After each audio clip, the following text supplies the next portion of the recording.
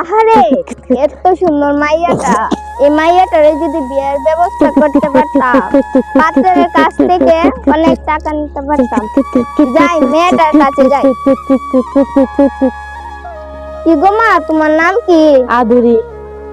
তোমার বাবার নাম কি? রমালি। তোমার বাড়ি কোন জায়গায়? আনোয়ারপুর। আচ্ছা, আমাকে লাও।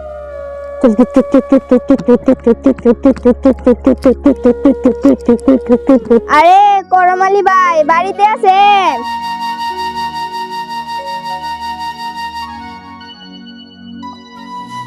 ভালো আছে? হ্যাঁ, ভালো আছি। তুমি তো ভালো আছো? হ্যাঁ, আমিও ভালো আছি। আসুন আসুন আসুন। একটি পাত্রের সন্ধান নিয়ে আইছি।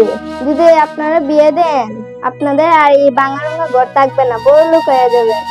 ও আচ্ছা, তাহলে দেখান। এই দেখুন। হ্যাঁ, ভালোই আছে। আমার মেয়েকে ডাক দেবো? ডাক দেন। কই মা আদুরি? এই যাই। এই যে আমার মেয়ে আদুরি। দেখতে তো মেয়েটা অনেক সুন্দর। তো আপনি ওদের বাড়িতে বলেন। আচ্ছা, আমি তাহলে করমালি ভাইকে ফোন দিই। হ্যালো ভাই, ভালো আছেন? আচ্ছা, মেয়ের পক্ষে থেকে তো আমি করে নিয়েছি, তাদের পছন্দ হয়েছে। আসবো নাকি কাল? আচ্ছা, ভাবি সাহেব ডাক দেন। ভাবি সাহেব কি বলেন?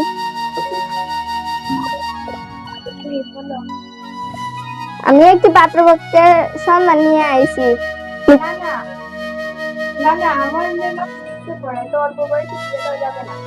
দিয়ে দাও, তোমরা অনেক বড় লোক হয়ে যাবে। তোমাদের এই বাঙারঙ্গা ঘর আর থাকবে না, তোমরা অনেক বড় হয়ে যাবে। তোমার মার সন্তান অনেক। আরে তোমার রাখা সিস্টেম করা, আমরা বড় লোক হয়ে যাবো, আমাদের এই ভাঙা ঘর আর থাকবে না। ঠিক আছে, তুমি দেখো করা যায়। আচ্ছা, তাহলে কথা রইলো। আচ্ছা। ও করমালি ভাই, বাড়িতে আছেন? হ্যাঁ, বাড়িতে আছি, এদিকে আসেন। রফত ভাই, ভাবি সাহেবকে ডাক দেন। এদিকে। কই আবুলের মা, এদিকে এসো। দেখো, আমাদের বাড়িতে ঘটকপতি এসেছে। শুনেন আবুলের মা, আমাদের বাড়িতে ঘটকপতি এসেছেন। আবুলের জন্য একটা বিয়ের প্রস্তাব দিয়েছে। মেয়ে কি করে? মেয়ে দেখতে কেমন? মেয়ে লেখাপড়া করে, মেয়ে অনেক সুন্দর। ছবি দেখবে নাকি? হ্যাঁ, দেখাও। মেয়ে তো অনেক সুন্দর। মেয়ে দেখতে অনেক সুন্দর, আমাদের আবুলের সাথে ভালোই মানাবে। তাহলে কি ভাই মেয়ের বাবার সাথে ফোন করব? আচ্ছা, তাহলে করি। হ্যালো করমালি ভাই,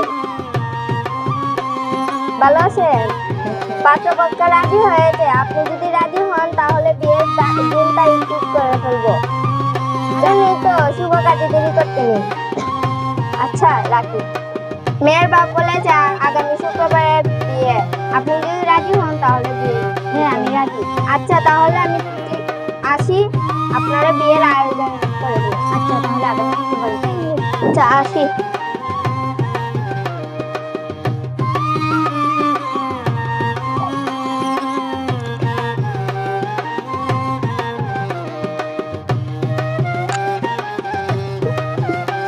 মেয়েটা অনেক সুন্দর, শিখতে পড়ে। হ্যাঁ, ভালো হবে। আদুরি, তোর মন খারাপ কেন? আমার মা বাবা আমার বিয়ে ঠিক করেছে। আচ্ছা, চল স্যারের কাছে।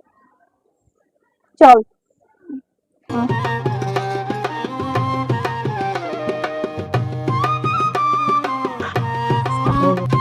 আসি স্যার। আসসালামু আলাইকুম। আপনি কি আদুরির বাবা? হ্যাঁ। আপনি কি তাকে বিয়ে দিচ্ছেন? জি ম্যাডাম, কিন্তু এটা তো বিয়ে হয় না, তো বাল্য বিবাহ। কি করবে স্যার, আমি ওকে পড়াশোনা করাতে হিমশিম খাচ্ছি। ও তো ভালো ছাত্রী, এসএসসি পর্যন্ত পড়লে তো ভালো হবে, টাকা লাগবে না। কিন্তু আদরি শ্বশুরবাড়ির লোকেরা অনেক বড় লোক, ওরা বলছে যে বিয়ের পর ওকে পড়াশোনা করাবে। এই সমস্ত কথা সবাই বলে, কিন্তু বিয়ের পর কিছুই হয় না। স্যার, এসএসসি পাশের পর আমি এত টাকা কোথায় পাবো? আপনি কি জানেন না আমাদের মাননীয় প্রধানমন্ত্রী শেখ হাসিনা সকল মেধাবী দরিদ্র ছাত্রছাত্রীদের জন্য বৃত্তির ব্যবস্থা করে রেখেছেন। এছাড়াও ও মাননীয় প্রধানমন্ত্রীর কাছ থেকে সাহায্য পাবে, সুতরাং আপনি কোনো চিন্তা করবেন না। কিন্তু স্যার, আগামী শুক্রবার তো ওর বিয়ে ঠিক করছি। শুনেন আদুরি বাবা, ওকে এখন বিয়ে দিলে ও শারীরিক সমস্যায় পড়বে, সুতরাং এসব কথা ভাববেন না। আচ্ছা ম্যাডাম, তাহলে এখন আমি আসি। আসসালামু আলাইকুম। জামাই এসেছে।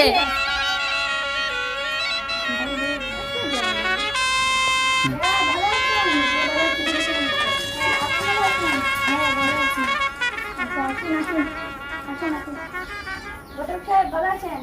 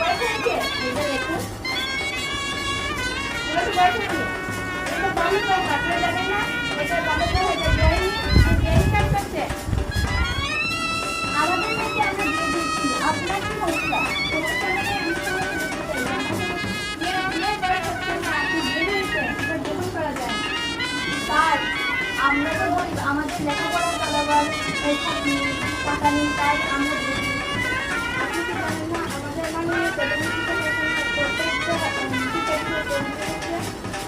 তার মানসিক মাননীয় প্রধানমন্ত্রীর কাছে আমাদেরকে টাকা দিচ্ছেন, তারপরে তো স্যার আমরা তো এখন বিয়ে দিচ্ছি, আমাদের তো আর কিছু করার নেই, বিয়ে দিতে গেলে এত বয়সে হবে আর টাকা তো দিয়ে দেবো আপনি